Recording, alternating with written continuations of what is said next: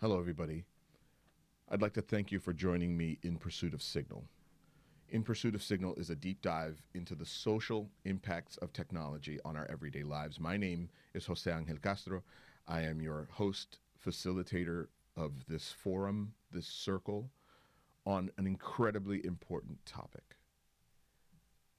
There are a few things at this moment in history that are shaping our society the way technology is. Things are being released at an unprecedented rate. We are engaging with our technology in ways that never happened before throughout human history. So much so that I call it a relationship with our technology, because we've gone far beyond just the simple use of tools. You've heard me say that in previous episodes, and you'll hear me say that ad nauseum because it's true. We have emotional connections to our machines now, and that's never happened in any other giant leap in technology in human history. It simply hasn't happened this way. And this topic is really important because it touches everybody. You'd have to be a person living off in a cave somewhere that has no interactions with humans at all, or living out in the jungle in the Amazon, in order for this not to affect your everyday life. It might still touch you eventually based on ancillary things that happen through technology, whether it's mining or waste or creating new things or discovering new minerals or whatever it happens to be. However, if you're not that person living off in isolation, this touches you socially. And we've not been living with it long enough to really discuss that at length and in depth, and that's what In Pursuit of Signal is about. I'm trying to create a forum, a community where we talk about what this does to us or for us openly and in a way that is personal. So even when I have guests on this show who are experts in their field, be they psychologists or I just had a life coach, a psychospiritual life coach on in episode 5. If they're experts in their field, I'm still interested in how this affects them on a personal note, because it affects us all. And it is making us as a society relate to each other in a way that we haven't before. And it's causing many, many, many ripples. So for this episode, short and sweet, I would just like to talk about how it's been going. In Pursuit of Signal has been going now for about 2.5 months. There are 5 episodes that have been released.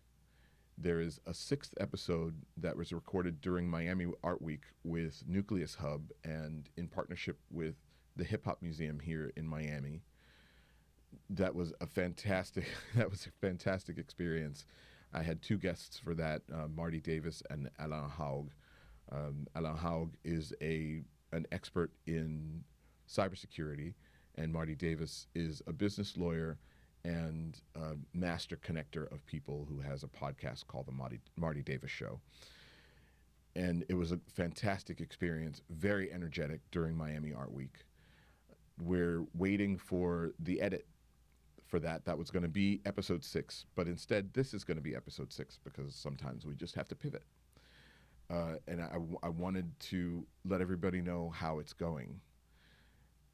I'm so passionate about this topic, which is actually this layered topic, which is the truth of it. It's so layered. I'm so passionate about it. I haven't lost any steam. I'm still new in it.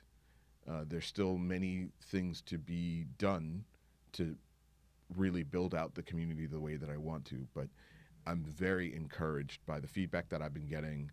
I'm very encouraged by the enthusiasm people have for being on the show, for interacting with the show. I can't really express how grateful I am to the people who have already subscribed to the Substack and subscribed to the podcast on other podcasting platforms like on YouTube, on Apple Podcasts, on Spotify. I feel like this topic can go on forever because we all have things to say when it comes to how technology has impacted our lives on the day to day. I follow Instagram accounts on AI. I follow accounts on technology. I follow accounts on other platforms about psychology, anything that I can consume on this topic to see where people are is really important to me. So I do that. I try to keep up. I try to keep up with the technologies themselves. I'm in a huge self-study on AI now, and anybody who's seeing this episode, who's seen other episodes, has heard me say that, because it's important to keep up. I need to know what people are experiencing in order to keep this discussion going. But I have quite a few guests in the pipeline. This first season, which will be in more than one part because I run up against the holidays as I am running up against now. This first season is slated to be 22 episodes. Originally 21, but now I'm tacking on the 22nd. And I have quite a few guests in the pipeline already.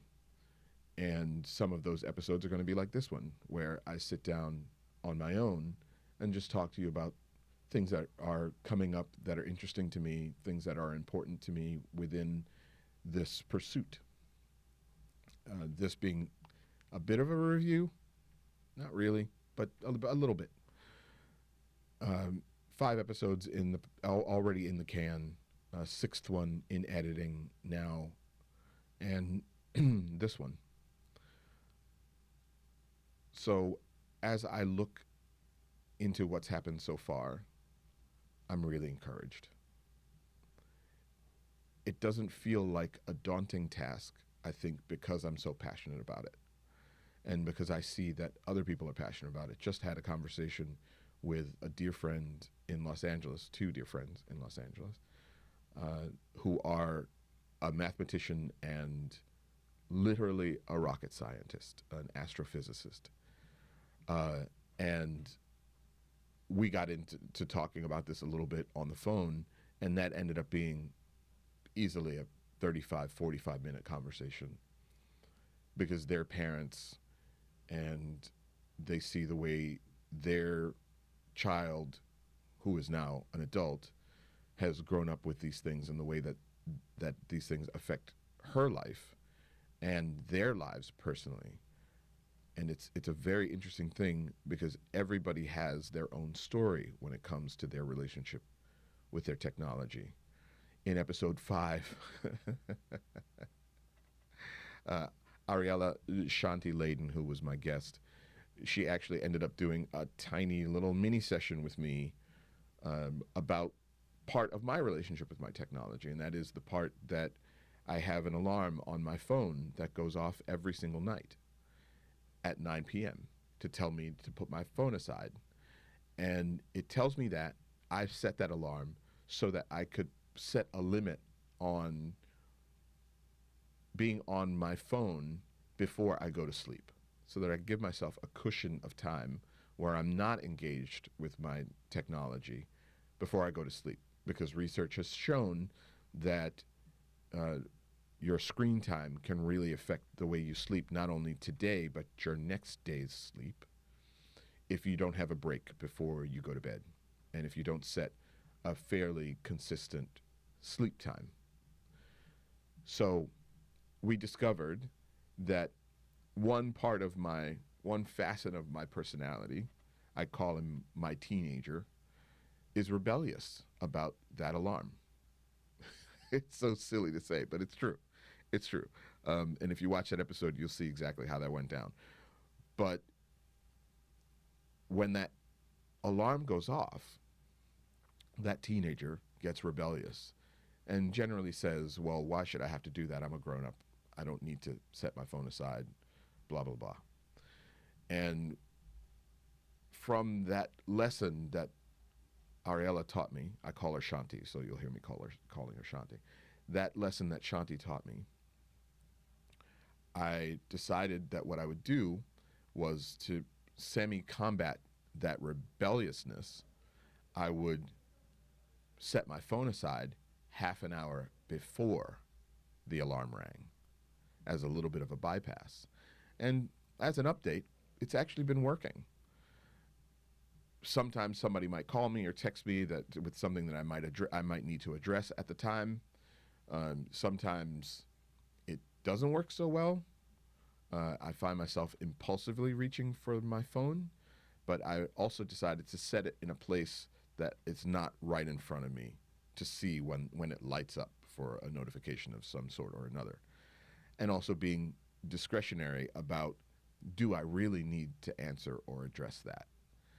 And what I've been doing as well is every time I have the impulse to grab my phone, I make a tick mark on an envelope that I have at home just to sort of physically record when that impulse happens. Because I'm not in this just to talk about things that need to be solved without finding solutions. I'm not in this to complain about technology necessarily. I love technology, but I am interested in the why. I am interested in why we do the things that we do in regards to our relationship with our technology. And if we don't dig those things, if we don't like those behaviors, how do we shift them? How do we change them to something that makes more sense for us? So that's just one example. I'm usually running multiple machines at one time. You know, you see my laptop here, my phone is here, and there's an iPad that's used as part of the interface to the camera that I'm using right now. There's another iPhone off to my right that is recording from a separate angle. I have the microphone in front of me. I have a lapel microphone, a wireless microphone here to send audio to this iPhone while this is my main audio. So I run a lot of technology and I like it. I love it. That's on top of what I use in my daily practice, in my daily work, which is different cameras for photography and for videography. So I work hard to keep up because it's also part of what puts food on the table.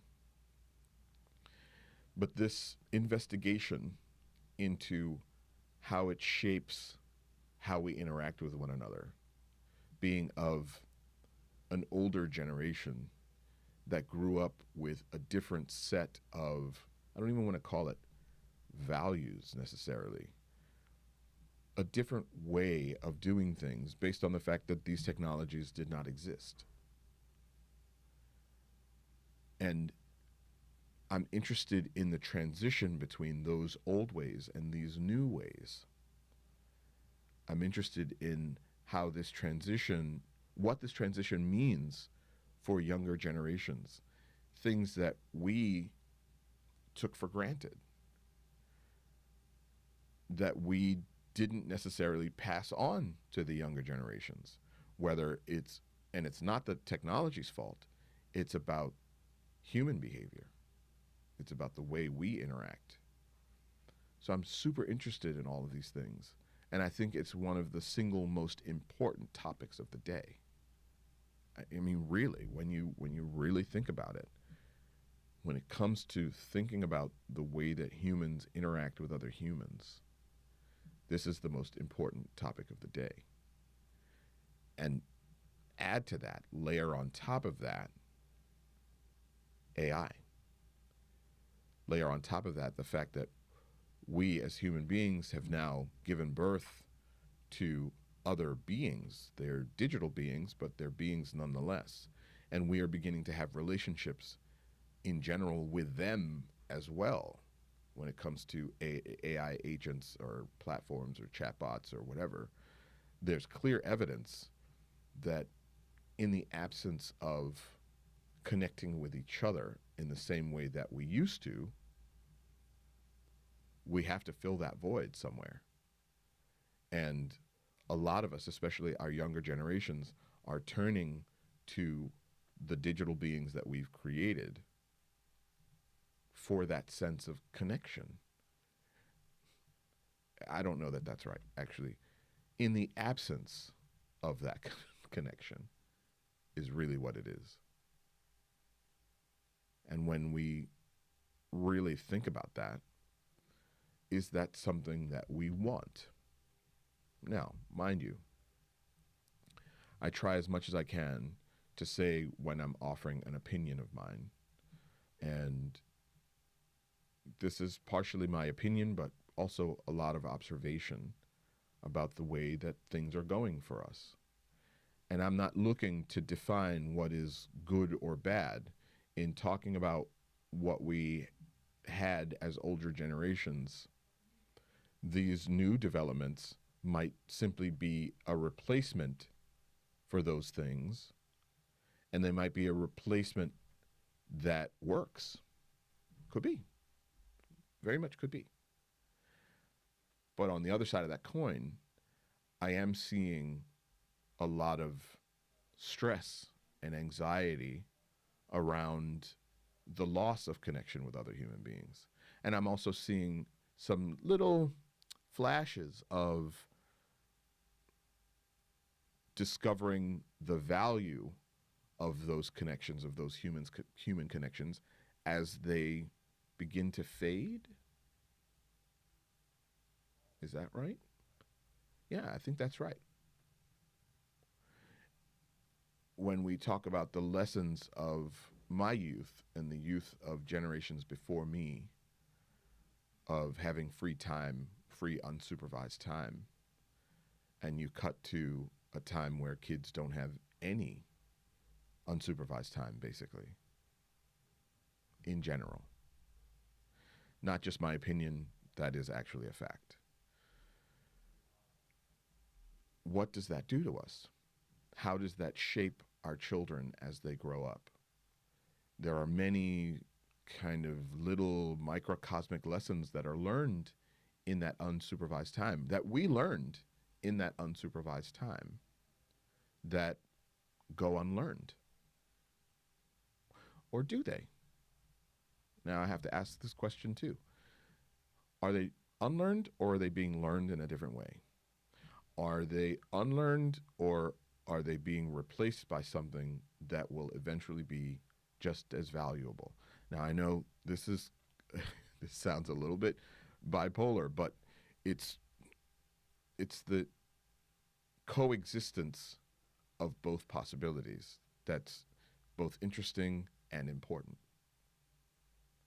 If somebody can show me that deductive reasoning or critical thinking, as it's fading, is being replaced by something that will be just as valuable, making my way as a human being through the world, I would like to see that. And it's not that I don't believe that that's possible, because I think anything is possible. I think this is a question of and, not either or. So it's something to really think about, something to ponder. And when I invite people to join the audience, join the community, to subscribe to the show, when I invite people to be guests on this show, it's for that reason. It's for the reason that it's affecting us in a certain way. It's easy to get swept away by it and not think about it. It's so big and so fast that it can be overwhelming. This, In Pursuit of Signal, is an invitation to examine what's actually happening to and for us. And I want to thank you for joining me in Pursuit of Signal.